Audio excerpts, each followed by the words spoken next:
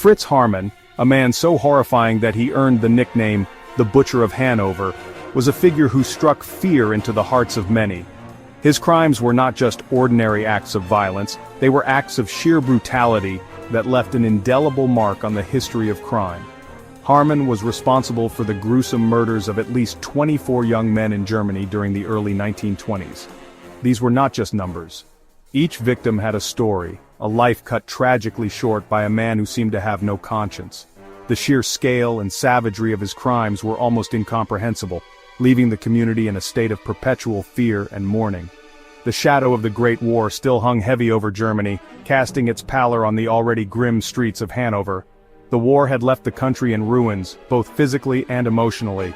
The economic hardship and social disarray created an environment where despair and hopelessness were rampant.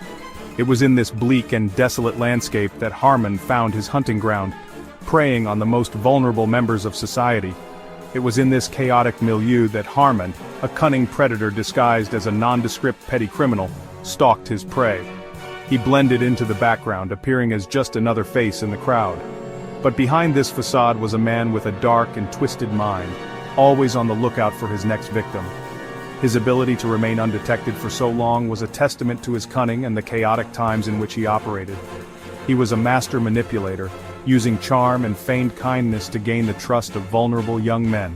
Haarmann had an uncanny ability to identify those who were most in need of help, those who were desperate for a friendly face or a kind word.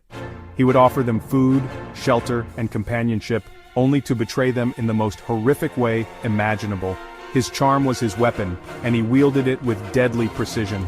Many of his victims were homeless or estranged from their families in the aftermath of the war. These young men, already struggling to survive in a harsh and unforgiving world, found themselves ensnared by Haarmann's deceitful promises. They were looking for a way out of their misery, but instead, they found themselves trapped in a nightmare from which there was no escape. Haarmann's reign of terror left a scar on the city of Hanover, a grim reminder of the darkness that can lurk behind a seemingly benign exterior.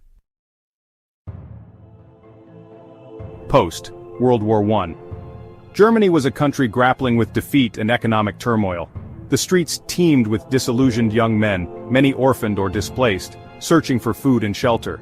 Haarmann, himself a man shaped by a dysfunctional childhood and petty crime, saw in these desperate souls an opportunity to satisfy his own twisted desires. He understood their hunger, their need for a friendly face and a warm meal. He would present himself as a sympathetic figure, offering them food, shelter, and even the promise of work. His apartment, located at number 8 Neue Strasse, became known as the House of Haarmann. This cramped, squalid space would become the scene of unimaginable horrors. It was within these walls that Haarmann's true nature would reveal itself.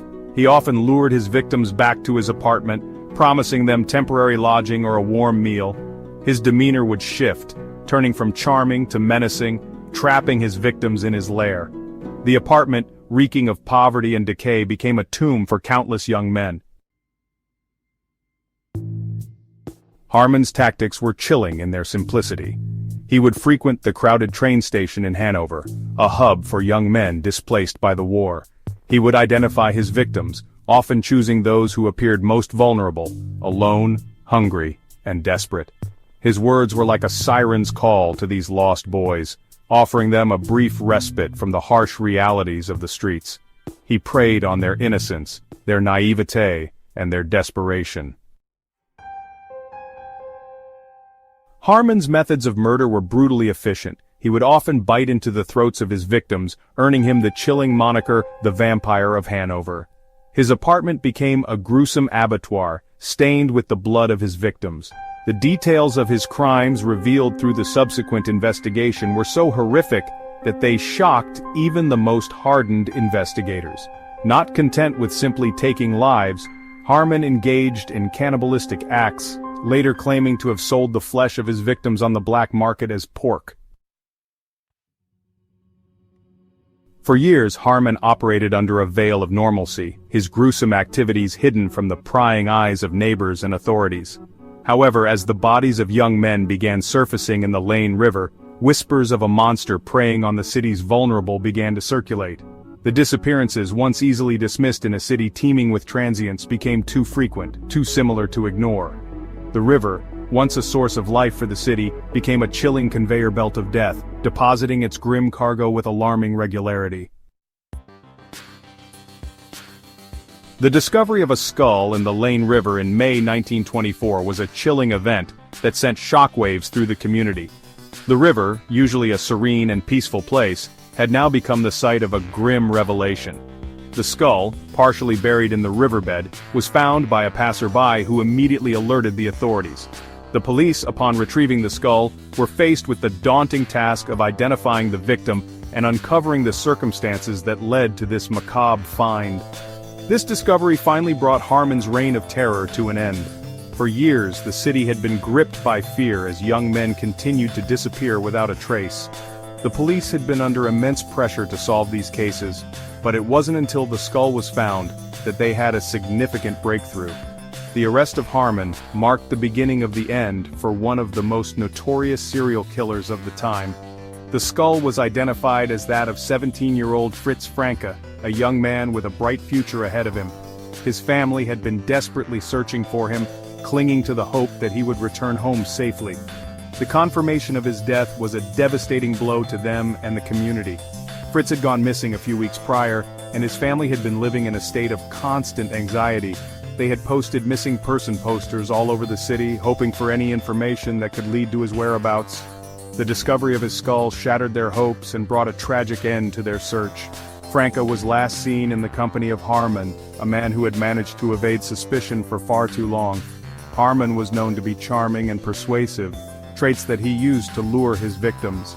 The police had received reports of him being seen with several of the missing young men, but they lacked concrete evidence to make an arrest.